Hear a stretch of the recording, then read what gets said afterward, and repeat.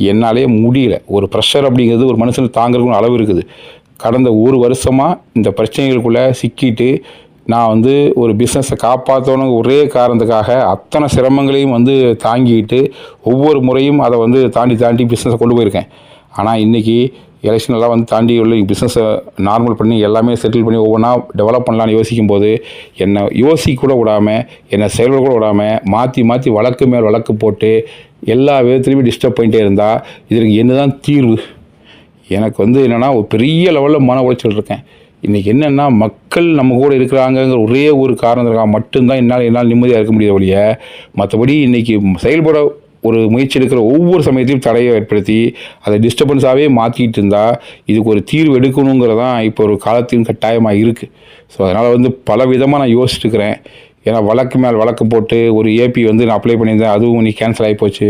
So என்ன ஒரு விஷயத்தை நான் செய்கிறது, எப்படி செய்கிறது, எந்த இடத்துல நான் சுயமாக யோசிக்கிறது, எந்த இடத்துல ஃப்ரீயாக யோசிக்கிறது, எப்போ பிரச்சனை இல்லாமல் நார்மலாக யோசிக்கிறதுன்னு சொல்லி எனக்கு ஒன்றுமே புரியல.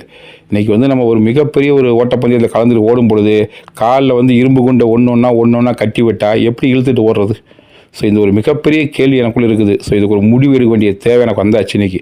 ஸோ இது வரைக்கும் 1 by 1 சொன்ன மாதிரி OM, BM, சில்வர், கோல்டுக்கெல்லாம் பேமெண்ட் போட்டிருக்கேன். ஸோ இன்னும் அடுத்தடுத்து எல்லாத்துக்கும் டெவலப் பண்ணுறதுக்கான எல்லா மூமெண்ட்டையும் நான் பண்ணிகிட்டு இருக்கும்போது எல்லாத்துக்கும் தடை ஏற்படுத்துகிற மாதிரி மீண்டும் மீண்டும் எனக்கு தொடர்ந்து தொந்தரவு கொடுத்துட்டே இருந்தால் நானும் மனுஷன் தானே, எனக்கு ஒரு ப்ரெஷர், எனக்கு ஒரு லிமிட் ஒன்று இருக்கும் இல்லையா?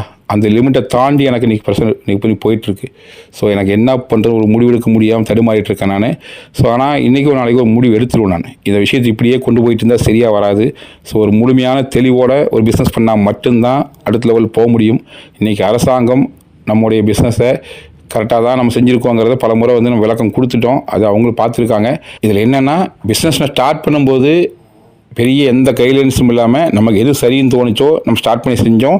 அது சக்ஸஸ்ஃபுல்லாக சொன்னபடி செஞ்சு காமிச்சு இருந்திருக்கோம். ஆனால் இன்றைக்கி இது அது சரியில்லை, இது சரியாக சொல்லி பல்வேறு குற்றச்சாட்டுகள் வரும்போது ஒரு லெவலுக்கு மேலே எது சரியோ அதை ஒரு முடிவு எடுத்து அதற்கு பின்னால் அதை மட்டுமே ப்ராப்பராக செஞ்சு டெவலப் பண்ணுறதுக்கு என்ன வழியோ அதை செய்யலான்னு நான் யோசிக்க ஆரம்பிச்சிட்டேன். இன்றைக்கி இத்தனை ப்ராடக்ட் லான்ச் பண்ணியாச்சு. நம்ம இன்னும் சொல்லப்போனால் ஹேர் டே எல்லாம் லான்ச்சிங்க்கு ரெடியாக எப்போவோ இருக்குது. ஆனால் இந்த பிரச்சனைகளுக்கு மத்தியில் எதையும் லான்ச் பண்ண முடியாமல் பல்வேறு தடைகளை வச்சுக்கிட்டு என்னால் ஒரு அடிவு எடுத்து வைக்க முடியாமல் பெரிய லெவலில் ஸ்ட்ரகிளாகி நிற்கிறேன்.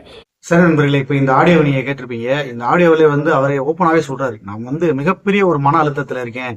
இது கிட்டத்தட்ட 1 வருஷமா என்னைய ரொம்ப அலங்கடிக்கிறாங்க. உங்களுக்கே தெரியும், பல இடங்கள்ல கேஸ், EBW, பல ஆபீஸுகளுக்கு போய் அது ஃபுல் விளக்கங்களை கொடுத்து இது சரியா தான் நடத்துறேன் எல்லாத்தையும் காமிச்சதுனாலதான், இவர் மேல எந்த ஒரு குற்றம் இல்லாததுனாலதான் அவர் கொண்டு போய் காமிச்ச எல்லா அதாவது ஒவ்வொரு ஆபீஸுக்கு போய் கொடுத்தாரு பாத்தீங்களா, அந்த ஆபீஸ்கள்ல பூராமே இவர் மேல தப்பு இல்லை அப்படின்றதுனால சும்மா விட்டுட்டாங்க. இவர் மேல குற்றம் இருந்திருந்தா, இவர் காமிச்ச ரிப்போர்ட் தப்பா இருக்கு, உங்களுடைய கான்செப்டே தப்பு அப்படிங்கிற மாதிரி இருந்திருந்தா அப்பயே அவங்களே கேஸ் போட்டிருப்பாங்க. ஏன் இவ்வளவு நாள் போடல? எத்தனை ஆபீஸுக்கு அவர் போயிட்டு வந்திருப்பாரு, உங்களுக்கே தெரியும். இன்னைக்கு அந்த ஆபீஸுக்கு போயிட்டு வந்தாரு, இன்னைக்கு கோயம்புத்தூர்ல இந்த ஆபீஸுக்கு போயிட்டு வந்தாரு. அது மாதிரி மதுரையில ஒரு பிரச்சனை, அங்க ஒரு இடம் அங்கேயே எல்லா டாக்குமெண்ட்டும் காமிச்சிட்டு வந்தாரு அப்படிங்கிற எல்லா டீட்டெயிலுமே உங்களுக்கு தெரியும். ஆனா எல்லாமே நம்ம மறந்துட்டோம்ன்ற கூட மறக்கடிக்க வைக்கப்படுறோம். நம்ம இந்த நேரத்துல இப்படி ஒரு பிரச்சனையில காமிச்சு நம்மள மறக்கடிக்க வைக்கிறாங்க. அப்படியெல்லாம் கொண்டு போய் அவர் காமிச்சுக்கிட்டு இருக்கப்ப அந்த இடத்துல இவருடைய கான்செப்ட் தப்பு, ஒரு நிறுவனம் தவறான வழியில போகுது, மக்களை நீங்க ஏமாத்துறீங்கன்றது இருந்தா அந்த நிறுவனத்துல இந்த நிறுவனத்தை அந்த ஆபீஸ்ல சும்மா விட்டுருப்பாங்களா? அப்பயே கேஸ் ஃபைல் பண்ணியிருப்பாங்க, இந்த மாதிரி தப்பா இருக்கு அப்படின்னு. அப்பெல்லாம் பண்ணல. ஏன்னா இதுல எந்த ஒரு தவறுமே அவங்களுக்கு தெரியல.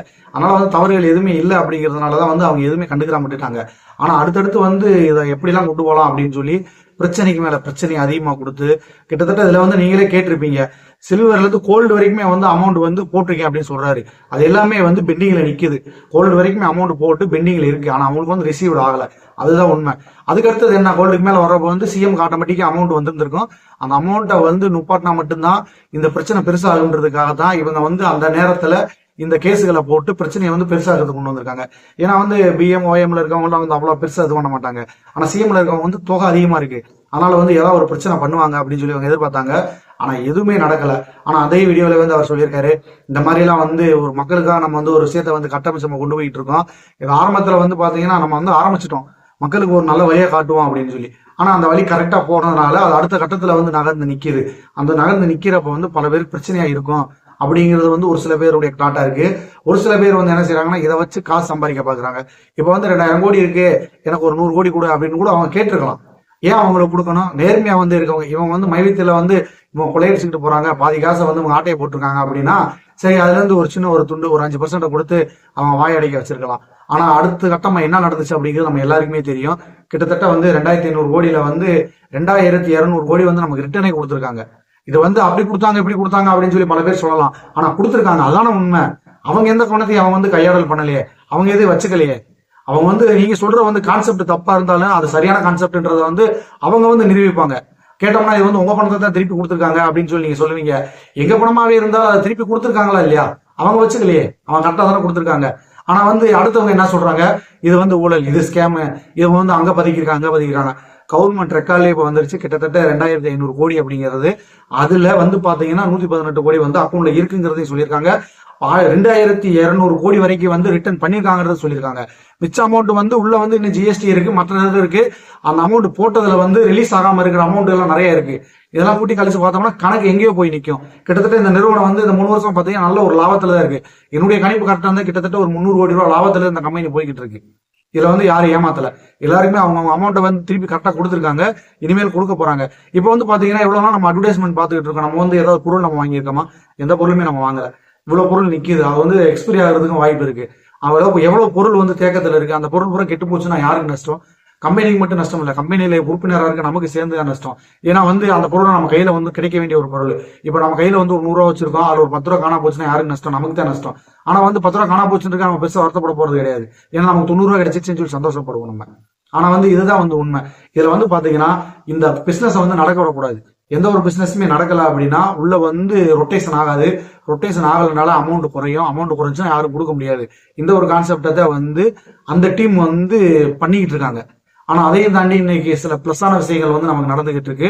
சரி, அந்த மாதிரி விஷயங்கள் வந்து நம்ம அப்புறமா பேசுவோம். அடுத்த ஆடியோவில் வந்து அவர் என்ன சொல்லியிருக்காரு அப்படிங்கிறத நம்ம கேட்கலாம்.